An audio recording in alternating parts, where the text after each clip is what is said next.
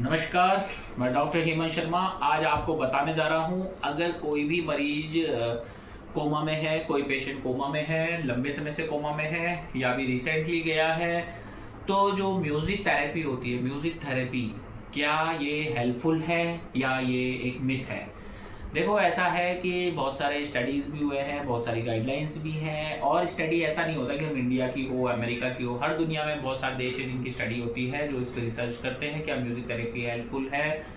तो आंसर है यस, पर कितना इफेक्टिव है, क्या हर पेशेंट में काम करेगा, ये ज़रूरी नहीं होता, पर ये काम करता है।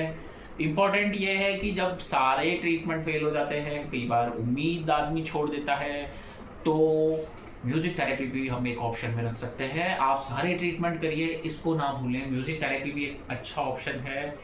अब म्यूज़िक थेरेपी क्या होती है, कैसे करें, क्या म्यूज़िक सुने जिससे पेशेंट कॉन्शियस हो, कौन सा म्यूज़िक उसको सुनाया जाए, कैसे किया जाए। देखो, इसको समझते हैं कॉन्सेप्ट को। जो हमारा ब्रेन है, ये दो तरीके का होता है, एक चेतन मन, एक अचेतन मन। चेतन मतलब जो अभी मैं हूँ, एक अचेतन मन होता है सबकॉन्शियस ब्रेन। जैसे कि मैं धोखाधड़ी करके या कुछ भी करके अगर कोई भी इंसान बड़ी पोस्ट ले लेता है, कुछ भी कर लेता है, कोई चीटिंग करता है या कुछ भी करता है, तो वो उसको एक बार तो खुश है, पर जो उसका अचेतन मन है, जो सबकॉन्शियस ब्रेन है, वो जानता है कि यू आर अ वीक। अगर आपने बहुत मेहनत की है, दम लगा के आपने कुछ पाया है और आप उसमें फेल भी हो गए हैं, तो आपका अचेतन मन जानता है कि आपने बहुत मेहनत की है, आप कामयाब हो सकते हो। और फिर जब कामयाब होंगे, फिर गिरेंगे, तो बोलेगा कि तू उठ सकता है। तो वो अचेतन मन का पावर होता है सबकॉन्शियस ब्रेन। जब भी पेशेंट कोमा में जाता है, तो ऐसा नहीं है कि ब्रेन का एक्टिविटी बिल्कुल जीरो है। ब्रेन में कुछ ना कुछ एक्टिविटी होता रहता है, नए नए न्यूरॉन्स हर दिन बनते रहते हैं और रिकवरी के भी चांसेस होते हैं। तो जो बेस्ट म्यूज़िक होता है, जो आपको कोमा से बाहर लाने में मदद कर सकता है, वो होता है कि जब आप कोमा में जाने वाले थे, उस समय आप कौन सा म्यूज़िक सुनते थे, कौन से गाने सुनते थे। उस गाने का सेशन होना चाहिए 15 से 30 मिनट तक। वैसे सॉन्ग आपको सुनाए जाएँ, चाहे वो ईयरबड्स से सुनाए जाएँ या आपके आसपास कोई म्यूज़िक बजाया जाए। 15 से 30 मिनट दिन में 2 या 3 सेशन हो, तो उससे ब्रेन पे इफेक्ट आता है, आदमी को जागने की शक्ति बनती है, ऐसा माना गया है।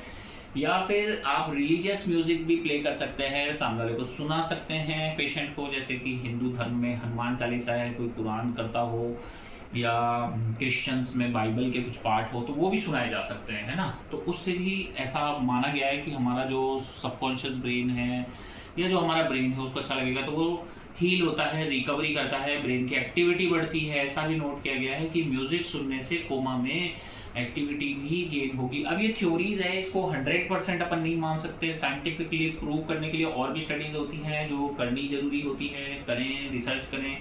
पर ये भी एक ट्राई कर सकते हैं, जहाँ आप फिजियोथेरेपी करा रहे हैं, मेडिकल ट्रीटमेंट करा रहे हैं, न्यूट्रिशन करा रहे हैं, जहाँ आप पेशेंट का केयर कर रहे हैं, वहाँ ये थेरेपी भी आप यूज़ कर सकते हैं। म्यूज़िक का आवाज़ बहुत तेज़ नहीं होना चाहिए, एकदम काम और रिलैक्स और कूल होना चाहिए। उसके अलावा और भी म्यूजिक्स होते हैं जो आप प्ले कर सकते हैं, जैसे कि समुद्र की आवाज़ें, लहरें, या फिर आप कोई साइलेंट रिवर का बहता हुआ, या कोई पीसफुल म्यूजिक, या फिर पियानो का ट्यून। ये बहुत हेल्पफुल होता है ना। तो ऐसा नहीं है कि म्यूजिक थेरेपी हेल्प नहीं करेगा। हम भी जब गाना सुनते हैं तो हमारी बॉडी में भी ऐसे चेंजेस आते हैं। आप खुद भी देखेंगे कि अगर आप थोड़ा रॉकिंग टाइप गाना सुनेंगे, गाड़ी चलाएंगे, तो आप स्पीड में चलाएंगे, है ना। आप में जोश रहेगा, जुनून रहेगा। आप एकदम दुखी गाने सुनेंगे तो आप दुखी हो सकते हैं, है ना। रोमांटिक गाने सुनेंगे, आपकी लाइफ में रोमांस रहेगा।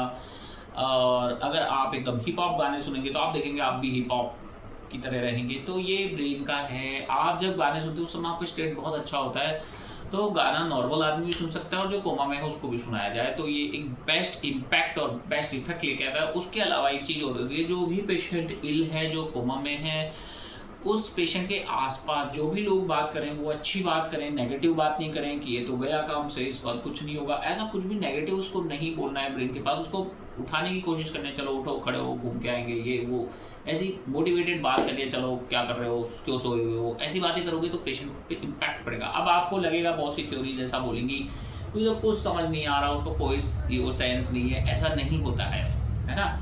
दुनिया में इमोशंस बहुत स्ट्रांग होते हैं और हमारा ब्रेन बहुत स्ट्रांग है। उसके एग्जांपल्स भी मैं आपको देना चाहूँगा कि जब हमें गुस्सा आता है तो हम हमारी बॉडी से कई गुना ज़्यादा पावरफुल चीज़ें लिफ्ट कर सकते हैं। अगर आपको विश्वास नहीं है तो मैं एक चीज़ आपको बताता हूँ।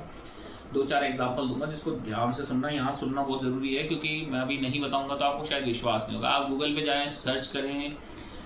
एक छोटी बच्ची थी जिसके ऊपर कार गिर गई थी, तो उसकी मदर ने उस कार को पलट दिया अपनी बच्ची को बचाने के लिए अपने हाथों से। कैसे पलट दिया, वो शक्ति कहाँ से आई? क्योंकि कुछ समय के लिए आपकी बॉडी में एड्रेनलिन रिलीज होगा, जब आपको लगेगा कि सब कुछ जान पे बनाई है, तो उस समय आप बहुत कुछ कर सकते हैं, है ना। ये रियल स्टोरी है, गूगल पे सर्च कर लीजिए जो मैंने बताया है। उसके अलावा एक मोहम्मद अली नाम का बॉक्सर भी था, उसकी भी आप हिस्ट्री पढ़िए। वो कभी बॉक्सिंग के मैच में नहीं आ रहा, जैसे ही वो थोड़ा सा ओल्ड होने लगा, उसका लास्ट मैच था, ये भी रियल स्टोरी है ना। तो इनसे आप मोटिवेट हो सकते हैं। तो वो जब बॉक्सिंग रिंग में गिर चुका था, जवान बॉक्सर ने पंच पे पंच दिए, तो वो अपनी सारी स्ट्रेटजी, टेक्निक, एक्सपीरियंस सब धरा का धरा रह गया। पर जब वो गिरा हुआ था, जब वो हार रहा था, तो उसके कान में एक ही आवाज़ गूंजी उसके अचेतन मन की, वो ये थी कि तू हार नहीं सकता, तू गिर नहीं सकता, चल खड़ा हो और फाइट कर।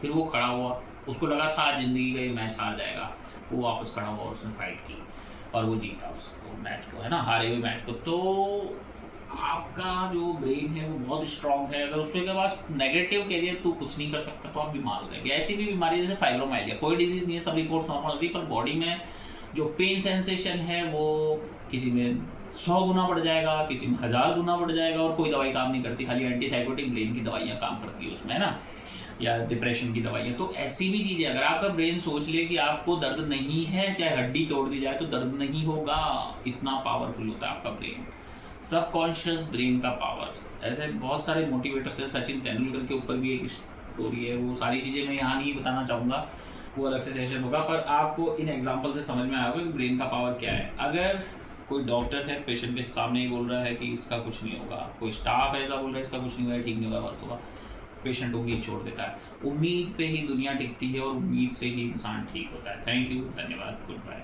नमस्कार। अगर आपका भी मरीज कोमा में है तो व्हाट्सअप नंबर मेरा इस वीडियो के डिस्क्रिप्शन में है। आपको अपॉइंटमेंट चाहिए, कंसल्टेशन करना हो तो आप जाएं और व्हाट्सअप पे मैसेज करें। उसके अलावा कोमा का treatment in Hindi by doctor Hemant आप देख सकते हैं, उसमें मैंने बताया है, और भी बहुत सारे कोमा से रिलेटेड वीडियो बनाए हैं। Thank you.